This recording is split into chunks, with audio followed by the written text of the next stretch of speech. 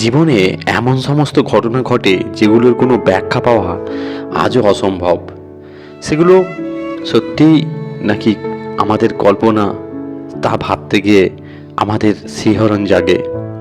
এরকমই এক সত্য ঘটনা আমার এক বন্ধুর কাছ থেকে শুনেছিলাম। গল্পটা শুনে আমি প্রথমে বিশ্বাস করতে পারিনি যে এরকমও ঘটনা ঘটতে পারে। তো সেই বন্ধু এই গল্পটি আমাকে বলেছিলেন।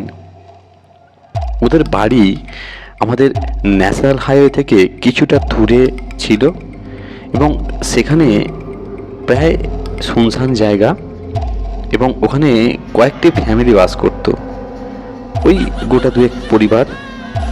তো তাদের ওই বাড়ির পাশে একটি বড় মাঠ ছিল। মাঠটা বেশ বড়। ওই মাঠটির এক প্রান্তে একটি বড় ডোবা ছিল। ডোবা বলতে ডোবাই পুরো, সেখানে সমস্ত ওই কোদোপানা বা এ সমস্ত হয়ে পুরো ভর্তি। সেটা কেউ ব্যবহার করতো না এবং তার এক পাশে ছিল বাঁশঝাড়। ওদের বাড়ি থেকে অনেক দূরে আরেকটি বাড়ি ছিল। আর বাড়ির পাশে যে মাঠটা ছিল ওই মাঠটা সাধারণত গরমের সময় ওখানে সার্কাস দেখানো হতো, তাই মাঠটির নাম ছিল সার্কাস মাঠ।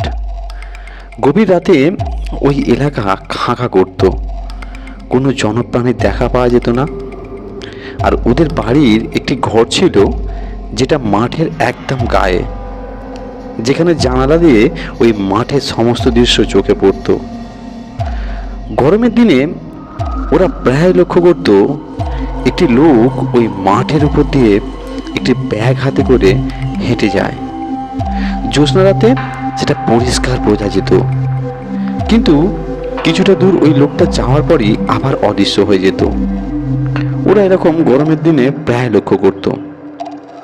একদিন আমাদের বন্ধু আর ওর দাদা ভাবলো কে ওই মাঠ দিয়ে যাতায়াত করে দেখতে হবে এবং তাকে ধরে জিজ্ঞাসা করতে হবে সে এখান দিয়ে কোথায় যায়। ভাবা মাত্রই ওরা সেই কাজই করলো। ওরা ওত পেতে মাঠের এক ধারে দাঁড়িয়েছিল।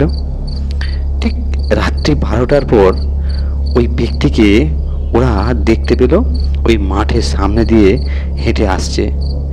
ওরা দেখা মাত্রই আস্তে আস্তে পা ফেলে ওই ব্যক্তির দিকে এগোতে লাগলো। কিন্তু কি আশ্চর্য ব্যাপার, ওই ব্যক্তিটি ক্রমাগতই ওদের থেকে দূরত্বে চলতে থাকলো এবং একটা সময় যখন ওই ডোবার কাছে প্রায় এসে পড়েছে, ওরা আর সেই ব্যক্তিকে দেখতে পাচ্ছে না। ওরা প্রচণ্ড পরিমাণে ভয় পেয়ে গেছে এবং সঙ্গে সঙ্গে সেই ব্যক্তি অদৃশ্য, কোনো রকম তার চিহ্ন নেই। ওরা ভয়ে সেখান থেকে দৌড় দিয়ে বাড়ির দিকে আসতে লাগলো এবং আসার পর ওরা যখন নিজেদের স্তম্ভিত ফিরে পেল, ওরা দেখলো পুরো মাঠ ফাঁকা, সেখানে কেউ কোথাও নেই। তারপর ওরা ছুটে গিয়ে বাড়ির ভিতর ঢুকে পড়লো এবং ওর মাকে সমস্ত ঘটনা জানালো। ওর মা বললো, তোরা আমাকে না বলে কেন বেরিয়েছিলিস? তারপর থেকে শুনেছি ওরা নাকি কোনো দিন ওইদিকে জানলার খুলতো না, ওদিকে জানালাটা বন্ধ রাখতো। এখন সেখানে অনেক বড় বড় বাড়ি তৈরি হয়ে গেছে, সে মাঠ বিক্রি হয়ে গেছে এবং সেখানে অনেক বাড়ি তৈরি হয়ে গেছে এবং কিছু কিছু কমপ্লেক্স তৈরি হয়ে গেছে। সত্যি সেই সমস্ত পুরনো দিনের কথাগুলো ভাবলে আজও গায়ে কাঁটা দিয়ে ওঠে এবং ভাবলেও আশ্চর্য লাগে যে এক সময় এরকম ভৌতিক আচরণ বা ভৌতিক পরিবেশ লক্ষ্য করা যেত।